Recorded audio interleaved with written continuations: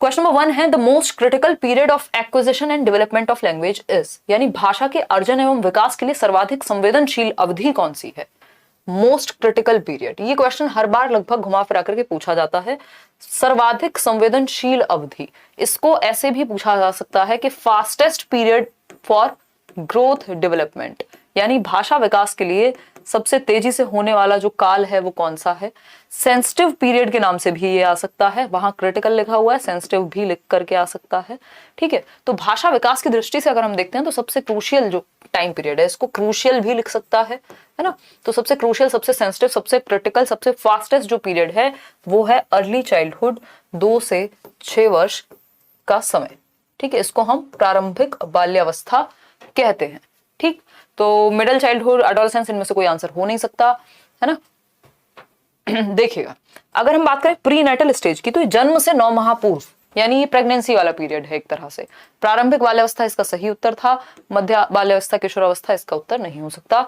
Early childhood वही stage है जहां सबसे तेजी से बच्चा भाषा बोलने लगेगा, एक तरह से वो बहुत सारी बातें करना शुरू कर देता है। क्वेश्चन नंबर 2 देखिएगा, इससे पहले जो स्टेजेस हैं उन्होंने डिस्कस की हैं प्रोफेसर स्मिथ ने, वो मैं आपके साथ शेयर कर चुकी हूँ। तो वो कहते हैं कि 1 साल में 3 शब्द, 2 साल में 272 और 5 साल में 2072 शब्द की जो वोकैबुलरी है बच्चे के पास होती है। क्वेश्चन नंबर 2 देखिएगा, और जो आपके नॉम चॉम्स्की हैं वो भी यही कह रहे हैं कि जो क्रिटिकल टाइम है लैंग्वेज एक्विजिशन डिवाइस सबसे ज्यादा एक्टिव जो होगा वो जन्म से 5 साल तक के बीच में होगा। ठीक है, तो ये वो उम्र है अर्ली चाइल्डहुड वाली 2 से 6 वर्ष की कि आप बच्चे को कितनी भी भाषाएं, बस उसको माहौल दे दो वो भाषा सीख जाएगा। ठीक है, which of the following is a stage of moral development proposed by Lawrence Kohlberg? Lawrence Kohlberg के द्वारा दी गई कोई एक स्टेज, तो हमें पता है आंसर क्या है इसका, बी ऑप्शन है द सोशल कॉन्ट्रैक्ट ओरिएंटेशन। ठीक है, the social contract orientation. Latency stage की अगर हम बात करें तो ये फ्रॉइड ने दी है, ये स्कूल वाली एज है जिसको इंडस्ट्री वर्सेस इंफीरियोरिटी किसने कहा है, एरिक्सन ने कहा है। प्याजे की अगर हम बात करें तो वो कॉन्क्रीट ऑपरेशनल कहते हैं इसको, और वैसे हम लेटर चाइल्डहुड कहते हैं। तो लेटेंसी स्टेज की कई सारे नाम हैं। स्कूल एज इसलिए कहते हैं इसको क्योंकि बच्चा पहली क्लास में इसी में जाएगा, 6 से 12 का समय है जब सुषुप्त होती है उसकी जो लिबिडो है, जो सेक्सुअल अर्ज है एक तरह से। कॉन्क्रीट ऑपरेशनल प्याजे ने कहा है। ठीक, अलग अलग लोगों ने अलग अलग नाम दिए हैं। इंडस्ट्री वर्सेस इंफीरियोरिटी एरिक्सन ने कहा है, एरिक एरिक्सन। ठीक है, तो B option was the right answer. आगे बढ़ेंगे क्वेश्चन नंबर 3 पर। क्वेश्चन नंबर 3 देखिएगा, during classroom discussions a teacher often pays more attention to boys than girls, है ना। यानी क्लासरूम डिस्कशंस के दौरान जब क्लास में चर्चाएं हो रही हैं, संवाद हो रहा है, परिचर्चा हो रही है, बच्चे आपस में बात कर रहे हैं किसी टॉपिक पे या कोई क्वेश्चन पूछ रहा हो, तो टीचर जो है वो ज्यादा ध्यान लड़कों पे देती हैं बजाय कि लड़कियों के। तो लड़कों पे ज्यादा ध्यान है लड़कियों से, तो ये सीधा सीधा बायसनेस का उदाहरण है, या फिर हम इसको स्टीरियोटाइप कह सकते हैं कि समाज में धारणा बन गई है इस तरह की। तो ये जेंडर बायसनेस है। बायसनेस में स्टीरियोटाइप जनरली होता ही है, या हम कह सकते हैं कि स्टीरियोटाइप में बायसनेस होती है। बायसनेस का मतलब है पक्षपात करना, किसी भी एक पक्ष में झुके रहना। अगर यहाँ पे ये लिखा रहता कि अगर गर्ल्स की तरफ ज्यादा झुके हुए हैं, गर्ल्स से ज्यादा बातें होती है, तब भी वो गड़बड़ था, है ना। तो जेंडर बायस मतलब किसी एक पक्ष में, हमें जबकि बैलेंस्ड अप्रोच रखनी है, जिसको जैसी नीड हो, इक्विटी का ध्यान रखना, समता का ध्यान रखना है। तो ये जेंडर बायस है। अगर जेंडर स्टीरियोटाइपिंग भी होता तब भी उत्तर सही होता, है ना। ये कोई जेंडर आइडेंटिटी नहीं है, रेलेवेंस, कॉन्स्टेंसी कुछ भी नहीं है इनमें से। क्वेश्चन नंबर 4 देखिएगा। क्वेश्चन नंबर 4 कहता है which of the following is an effective strategy to reduce children's gender stereotyping and gender role conformity, यानी इनमें से कौन सा एक प्रभावी तरीका है बच्चों के अंदर जेंडर स्टीरियोटाइपिंग को रोकने का, जेंडर रोल कन्फॉर्मिटी को रोकने का। जेंडर रोल कन्फॉर्मिटी क्या है? अच्छा, क्योंकि समाज में ऐसा होता है कि लड़कियां लंबे बाल रखती हैं, तो जिस लड़की का मन नहीं भी है वो भी जबरदस्ती लंबे बाल रखे। ये क्या है? ये कन्फॉर्मिटी है। जो आपको एक एग्जांपल दिया था ना उस दिन, कि आप एक टीचर फ्रेटर्निटी ज्वाइन करते हैं और जैसे सब ड्रेस करते हैं वैसे ही आपने चूज कर लिया ड्रेस करना। हालांकि ऐसा कोई कंपल्शन नहीं है कि सब साड़ी पहन के आ रहे हैं तो आपको भी वही पहन के जानी है, अगर ड्रेस कोड नहीं है तो ठीक। लेकिन उस केस में भी आप इसलिए पहन के जा रहे हैं क्योंकि आपको अपने ग्रुप के बाकी लोगों की तरह दिखना है। तो ये कन्फॉर्मिटी कहलाती है कि आप किसी चीज में बिलीव करें ना करें, लेकिन कहीं ग्रुप से बाहर ना निकाल दिया जाए आपको, इस डर से आप वैसा ही करते हैं जैसा बाकी लोग कर रहे हैं। तो ये कन्फॉर्मिटी को दूर करने के लिए, क्योंकि आप अपने आप में इंडिविजुअल आइडेंटिटी हैं, अगर आप सिर्फ दूसरों की जी हुजूरी के लिए काम करेंगे तो चल गया काम, ठीक। तो ये जो कन्फॉर्मिटी है या जेंडर स्टीरियोटाइपिंग है, इसको कम करने का क्या तरीका है? डिस्कशन करें जेंडर बायस यानी लिंग पक्षपात के बारे में चर्चा होनी चाहिए कि भैया क्या लड़के और लड़कियां बराबर हैं। अब जो कोई अगर ये सोचता होगा कि नहीं बराबर नहीं है, फिर उससे बात करो कि क्यों, है ना। फिर वो कहेगा जी देखो लड़के तो ज्यादा वजन उठा लेते हैं।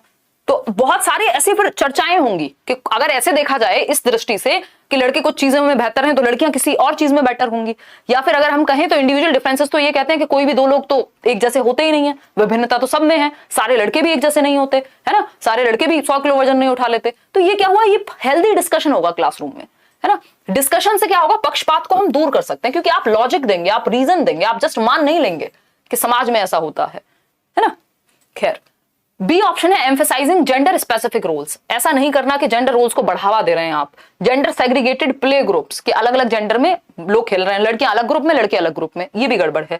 जेंडर सेग्रीगेटेड सीटिंग अरेंजमेंट कि लड़कियां अलग सीट पर बैठती हैं क्लासेस में और लड़कों की सीट्स अलग होती हैं, ऐसा होता है बहुत बार, बट ये बहुत अच्छा एग्जाम्पल नहीं है। हालांकि अभी हमारा समाज उतना विकसित या कह सकते हैं प्रोग्रेसिव नहीं है कि इस चीज को बहुत नॉर्मल ले पाए, है ना। तो A option is the right answer. Even अभी तो हम इतने नॉर्मल भी नहीं हुए हैं, हम मतलब टीनेजर्स भी और इवन अडल्ट्स भी, जो आज की जनरेशन है वो भी, कि नॉर्मल दो लड़के और एक लड़की और एक लड़का खड़े हुए हैं तो दोस्त भी एक नजर में मान ले, जनरली लोगों का परसेप्शन कुछ और ही हो जाता है। तो ये भी गड़बड़ है, स्टीरियोटाइपिंग है हमारे दिमाग में। ठीक, क्वेश्चन नंबर 5 देखिए, which of the following theorist while viewing children as active seekers of knowledge emphasised the influence of social and cultural contents on their thinking.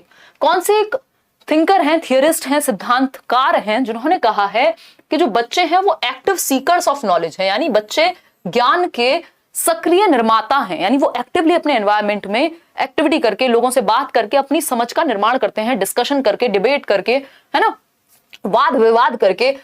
किसके इन्फ्लुएंस से, सोसाइटी और कल्चर। देखो अगर सोसाइटी और कल्चर लिखा हुआ है, सिंपल बात है वाइगोस्की की बात हो रही है, क्योंकि बच्चे को एक्टिव वाइगोस्की भी कहते हैं, प्याजे भी कहते हैं, लेकिन डिफरेंस है, वाइगोस्की सोसाइटी कल्चर लैंग्वेज की बात करते हैं, प्याजे एनवायरमेंट में फिजिकल एक्टिविटी की बात कर रहे हैं। अगर यहाँ ये सोशल और कल्चरल एलिमेंट्स नहीं लिखे होते तो हम प्याजे के साथ चले जाते, वो लिटिल साइंटिस्ट कहते हैं बच्चे को। ठीक है, क्वेश्चन नंबर है 6। क्वेश्चन नंबर 6, प्याजे और वाइगोस्की के क्वेश्चंस में कई बार आपको कंफ्यूज कर सकता है एग्जामिनर। उसका रीजन है कि एक शब्द चेंज होगा और आंसर चेंज हो जाएगा। जैसे यही क्वेश्चन है, इसमें अगर लास्ट में एक शब्द चेंज कर दिया होता तो आंसर चेंज हो जाता। ठीक है ना। अगर हम देखें, while working on a jigsaw puzzle, एक जिगसॉ पजल पे काम करते समय एक 5 साल की नजमा है, 5 साल की बच्ची है जिसका नाम है नजमा, सेज टू हरसेल्फ, खुद से ही बोलती है, where is the blue piece. यानी वो एक पजल है, जैसे वो अलग अलग कलर के क्यूब्स नहीं आते, तो वो पजल में चीजें फिट कर रही है, अलग अलग कलर के पीसेस को फिट कर रही है। और जब वो खुद से ही बोल रही है कि उसको ब्लू पीस नहीं मिल रहा, कि वो नीले वाला पीस कहाँ गया, वो खुद से बात कर रही है, किसी और से नहीं, खुद से, यानी खुद को ही डायरेक्ट करने की, गाइड करने की कोशिश कर रही है। No not this one, darker one, वो खुद से ही बोल रहे हैं, कोई और उसको दिखा रही है, ये वाला नहीं, दूसरे वाला ढूंढना है।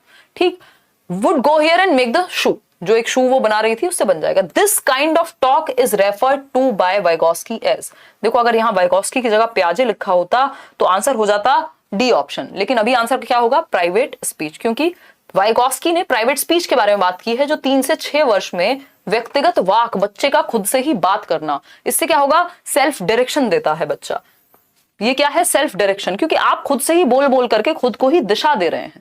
सेल्फ डायरेक्शन देगा बच्चा, सेल्फ रेगुलेट करेगा, ये क्वेश्चंस आए हुए हैं, सेल्फ रेगुलेट करेगा, स्वयं निर्देशित करेगा अपने ही एक्टिविटीज को। ठीक, ये प्याजे के बारे में तब होता जब ये ईगोसेंट्रिक स्पीच बन जाती है। अगर प्याजे लिखा होता वाइगोस्की की जगह तो आंसर चेंज हो जाता। खैर, इतने समझदार अब आप लोग हो चुके हैं इतने सेट्स करने के बाद। क्वेश्चन नंबर 7 देखिएगा एक बार, giving cues to children and offering support as and when needed is an example of. यानी आप क्यूज दे रहे हैं, आप हिंट्स दे रहे हैं, हिंट्स दे रहे हैं जहां जरूरत पड़ रही है, एग्जांपल्स दे रहे हैं, उदाहरण दे रहे हैं, बच्चे को क्लियरली समझ में आ सके ताकि वो अटके ना। जैसे कई बार हम क्लास में डिस्कशन कर रहे होते हैं तो कई लोग कहते हैं इसका एग्जांपल दे दो एक, क्योंकि एग्जांपल से चीज तुरंत समझ में आ जाती है, तो इसको या हिंट दे दो थोड़ी सी। ये स्कैफोल्डिंग कहा जाता है, किसकी भाषा में, वाइगोस्की की भाषा में, है ना। स्कैफोल्डिंग यानी टेम्परेरी हेल्प। अब ऐसा नहीं कि आपको हमेशा उस एग्जाम्पल की ही जरूरत पड़ेगी, लेकिन आपको अब समझ में आ गया वो कॉन्सेप्ट, तो उसके जैसे आप 4 एग्जाम्पल खुद भी दे सकते हो। तो अस्थायी मदद, पाड़, ढांचा, सीढ़ी, इसको आप, जैसे आप साइकिल चलाना सीखते हैं तो कोई व्यक्ति पीछे से पकड़ता था पुराने जमाने में, जब लोग साइकिल चलाना सीखते थे, आजकल तो 4-4 टायर हैं उसमें पहले से, तो वो पीछे से पकड़ने वाला व्यक्ति तब तक पीछे से पकड़ेगा जब तक आप खुद से साइकिल नहीं चलाना सीखेंगे, वो धीरे से पीछे से छोड़ देगा जैसे आप खुद चलाने लगेंगे। तो ये टेम्परेरी हेल्प है, स्कैफोल्डिंग कहेंगे इसको। ठीक है ना, आपको हेल्प या हिंट देना, कंडीशनिंग मॉडलिंग जैसा यहाँ कुछ नहीं है। अगर हम बात करते हैं क्वेश्चन नंबर 8 की, तो ये कहता है which of the following behaviours characterise the concrete operational stage, यानी मूर्त संक्रियात्मक अवस्था 7 से 11 वर्ष। प्याजे की स्टेज है, प्याजे ने 4 स्टेजेस दी हैं, ये बात हमें पता है, SPCF सेंसरी मोटर यानी इंद्रिय गामक, प्री ऑपरेशनल पूर्व संक्रियात्मक, कॉन्क्रीट ऑपरेशनल मूर्त संक्रियात्मक और फॉर्मल ऑपरेशनल औपचारिक संक्रियात्मक। जन्म से 2 सेंसरी मोटर जिसमें ऑब्जेक्ट परमानेंस आती है, डेफर्ड इमिटेशन आता है, गोल डायरेक्टेड बिहेवियर आता है। प्री ऑपरेशनल है, बच्चा ईगोसेंट्रिक होगा, है ना, बच्चा क्या है, सेल्फ सेंटर्ड है, इरिवर्सिबिलिटी का गुण होगा। कॉन्क्रीट ऑपरेशनल में क्लासिफिकेशन कंजर्वेशन, फॉर्मल ऑपरेशनल में हाइपोथेटिको डिडक्टिव रीजनिंग। ये मैंने आपको सारी इंपॉर्टेंट बातें बता दी चारों स्टेज की। बी ऑप्शन कह रहे हैं 53% लोग, जो कि सही उत्तर दे रहे हैं। अगर हम देखें हाइपोथेटिको डिडक्टिव रीजनिंग और प्रपोजिशनल जो थॉट है, ये आता है फॉर्मल ऑपरेशनल में 11 साल के बाद, और ये कह रहे हैं कि कॉन्क्रीट ऑपरेशनल के बारे में बताना है, जो कि 7 से 11 है। कंजर्वेशन, यस, संरक्षण जो है वो 7 से 11 में आता है। क्लास इंक्लूजन, जिसको हम क्लासिफिकेशन कह सकते हैं, वर्गीकरण कह सकते हैं, वो भी आपका 7 से 11 में आता है। तो संरक्षण और कक्षा समावेशन, कक्षा समावेशन क्या है कि हमें पता है कि ट्राइंगल के जो पीसेज हैं वो एक साइड रखे जाएंगे, जो सर्कल है उसको एक साइड रखेंगे, जिसका एक कलर है उसको एक साइड रखेंगे, यानी क्लासिफाई करना आ गया, आपको वर्गीकृत करना आ गया। कंजर्वेशन क्या है, जो क्वांटिटी है वो सेम रहती है, चाहे आप शेप चेंज कर दो किसी चीज की, चाहे साइज चेंज कर दो, ये कंजर्वेशन है। ठीक, डेफर्ड इमिटेशन ये और ऑब्जेक्ट परमानेंस, ये तो सेंसरी मोटर में ही आ जाएगा, जन्म से 2 में। मेक बिलीव प्ले और इरिवर्सिबिलिटी ऑफ थॉट जो है ये 2 से 7 वर्ष में आ जाएगा, सेकंड स्टेज में। तो ये सब भी आपको पता होने चाहिए, चारों ऑप्शंस पता होने चाहिए। अगली बार हो सकता है आपसे ये पूछ ले, तो आप कंफ्यूज नहीं होंगे एटलीस्ट। आगे बढ़ेंगे, क्वेश्चन नंबर 9 देखिएगा एक बार। क्वेश्चन नंबर 9 कहता है which of the following is a Piagetian construct in the context of cognitive development of children, यानी बच्चों के संज्ञानात्मक विकास के संदर्भ में निम्नलिखित में से कौन सी पियाजे की संरचना है, यानी पियाजे ने किस कंस्ट्रक्ट के बारे में बात की है इन 4 ऑप्शंस में से। तो 4 ऑप्शंस है, स्कीमा की बात हो रही है, ऑब्जर्वेशनल लर्निंग की बात हो रही है, जो किसने की है, बेंड्यूरा ने की है। ऑब्जर्वेशनल लर्निंग की बात बेंड्यूरा करते हैं, है ना, 91% लोग सही आंसर दे रहे हैं इसमें। फिर कंडीशनिंग की बात बिहेवियरिस्ट यानी व्यवहारवादी लोग करते हैं, चाहे वो JB वॉटसन हो, चाहे वो फिर आपके आइवन पावलव हो, उसके अलावा थॉर्नडाइक हो, स्किनर हो, हल हो, बिहेवियरिस्ट लोग करते हैं। ठीक, रीइंफोर्समेंट की भी बात बिहेवियरिस्ट ही कर रहे हैं, जिसको हम गुड वेरी गुड वाली बात करते हैं। तो यहाँ पे प्याजे आंसर होगा स्कीमास। स्कीमा क्या है, previous knowledge, pockets of information, आपके ब्रेन में जो छोटी छोटी पॉकेट्स बनी हुई हैं इंफॉर्मेशन की, जो रूम्स बने हुए हैं इंफॉर्मेशन के, जो आपका ऑर्गेनाइज्ड स्ट्रक्चर ऑफ नॉलेज है, यानी कि ज्ञान को संगठित करने के लिए जो आपके दिमाग में अलग अलग कैटेगरीज बनी हुई हैं, अलग अलग रूम्स बने हुए हैं, उसी को स्कीमा कहते हैं। ठीक, आगे बढ़ेंगे। क्वेश्चन नंबर 10 देखिएगा, primary objective of assessment should be, यानी आकलन का मुख्य उद्देश्य क्या होना चाहिए। आकलन हम क्यों करते हैं, इसका उद्देश्य क्या है। आकलन मतलब हम बच्चे को टेस्ट कर रहे हैं, जांच रहे हैं, कोई क्वेश्चन पूछ ले रहे हैं, कोई ओरल टेस्टिंग हो सकती है, हम एनेक्डोटल रिकॉर्ड के थ्रू कर सकते हैं। आकलन मतलब हम देख रहे हैं कि बच्चे ने कितना सीखा है, कैसे सीखेगा, कैसे सीखता है ना। कई बार इसमें फॉर्मेटिव असेसमेंट की बात होती है, कई बार सबमेटिव असेसमेंट की बात होती है। फॉर्मेटिव जो है वो आपके इंप्रूवमेंट के लिए, फीडबैक के लिए लिया जाएगा, और सबमेटिव जो है वो जजमेंट या अचीवमेंट लेवल कितना है उसके लिए लिया जाएगा। बी ऑप्शन आप लोग 89% लोग कह रहे हैं, जो कि सही भी है। प्राइमरी ऑब्जेक्टिव यानी मुख्य उद्देश्य वो है कि बच्चे की clarity, understanding children's clarity and confusion about related concepts, जो कॉन्सेप्ट्स आपने पढ़ाए वो किस हद तक क्लियर हो पाए। अगर बच्चा कहीं गलती करे, ये जो पोल में आप आंसर कर रहे हैं ये असेसमेंट है अपने आप में, ये क्या है, एक आकलन है कि मुझे पता लग जाए कि बी ऑप्शन अगर 50% से भी कम लोग आंसर दे पा रहे हैं तो उनको दिक्कत है इस क्वेश्चन में, तो मुझे ये समझना है कि उनको क्लैरिटी नहीं है इस क्वेश्चन में, इसलिए असेसमेंट है। यहाँ पे थोड़े ना आपके मार्क्स कहीं सीटेट में जुड़ रहे हैं या कुछ आपके लिए एक अलग से रिकॉर्ड बनाया जाएगा कि देखो आज 20 क्वेश्चन सही कर दिए आपने पोल में, लेकिन आपके फीडबैक के लिए है। एक तो आप खुश हो जाएंगे अगर अच्छे नंबर आएंगे, अगर नहीं हो रहे हैं तो आपको वो कंफ्यूजन क्लियर करना होगा, आपको किस पॉइंट पे कंफ्यूजन है। मेरे लिए भी ये फीडबैक का काम करेगा कि मुझे समझ में आए, मैं अंडरस्टैंड कर पाऊं कि समस्या कहां है, क्लैरिटी की कमी किन कॉन्सेप्ट्स में आप ज्यादा फंसते हैं। जिन कॉन्सेप्ट में सीधे आंसर 91% सही आ जाते हैं, मतलब वो कॉन्सेप्ट आपका क्लियर है। ठीक, तो संबंधित अवधारणाओं के बारे में बच्चों की स्पष्टता तथा भ्रांतियों को दूर करना, अगर कहीं पे कंफ्यूजन है किसी कॉन्सेप्ट को लेकर के तो वो क्लियर किया जाए और इन कॉन्सेप्ट्स को और अच्छे से समझाया जा सके क्लैरिटी के साथ। ये काम ऑब्जेक्टिव का, प्राइमरी ऑब्जेक्टिव है असेसमेंट का, आकलन का, टेस्ट लेने का जो ऑब्जेक्टिव है वो ये है कि कितने अच्छे से चीजें समझाई जाए। लेबल करना नहीं है कि इतने % आए पास और इतने फेल, ये नहीं है।